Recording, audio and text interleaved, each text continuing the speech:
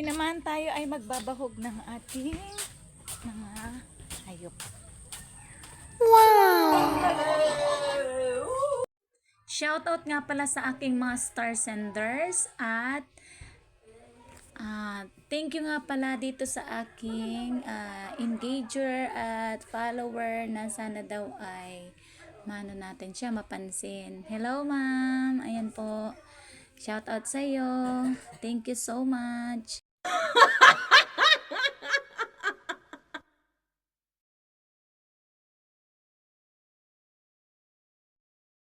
Ito ang routine natin tuwing Sabado at Linggo. Libagan na ito natin, yung pagbabahog ng ating mga alaga, paglilinis. Nakakalibang naman kasi napakabait nga nila. Pumasok ka dito sa ano nila, sa kulungan, wala lang, di kanyan aanuhin. Malapit siya sa iyo pero hahalik-halikan ka lang niya. Tapos gusto lang nilang magpakamot, kaya nakakatuwa. Hindi siya nakakatakot.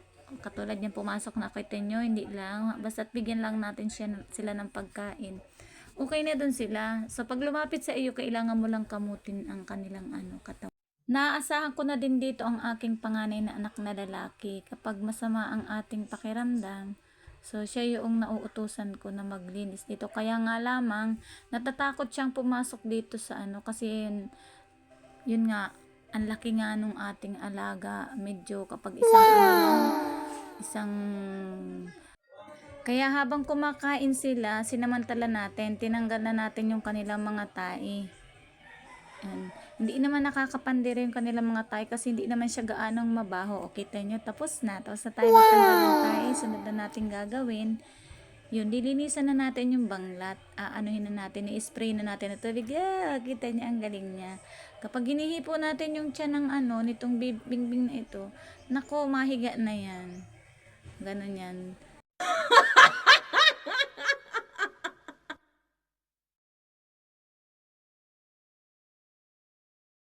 Napansin ko din na parang umiiyak din ang mga hayop kasi nga parang may tulo ng luha, tapos yung kanyang muta natuyo na, so inaalis natin yun, nililinis natin yun.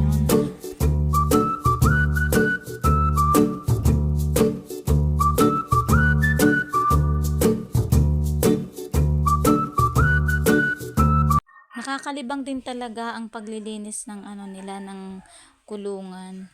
Nakakaaliw lalo na ito pag yan yung ating ginagamit. Di naman kasi mapagod kasi nga pipihitin mo lang, di mo na kailangan pang maggalaw-galaw, dun steady ka lang. So yun ang pressure ng tubig ang magtatanggal dun sa ihi nila, since naalis naman natin yung mga tai-tai nila. Yun nga pala, mga tae ng mga yan iniipon namin, hindi naman para kainin. Wala lang, nagagamit daw yun kasi sa pagtatanim bilang pataba. Hindi na tayo bibili nung ipot. Ang mahal din kaya ng isang sakong ipot. Yata ngayon ay ang bentahan na ay 100 to 150. So medyo nakakaipon-ipon na kami. Mga ilan sako na rin ang namin naiipon na tae nila simula nang ito ay aming simula sa pagkabuwik. Siguro ay mga 5 na. Yon. Nag-alarm na nga pala ang ating cellphone. So nire-remind tayo, kailangan na nating inumin ang ating isa sa mga gamot na iniinom. Meron nga pala tayong 4 na gamot na iniinom. Meron na yung schedule, at para hindi ko makalimutan, syempre, naglagay ako ng alarm sa aking cellphone. Kaya kailangan muna nating mag-stop ng paglilinis. At ayun na nga, nakainom na tayo ng gamot. Pagkatapos nating uminom, ayun, balik na naman tayo. Siyempre, madalas hindi natin nalilinis itong apaka na ito dito.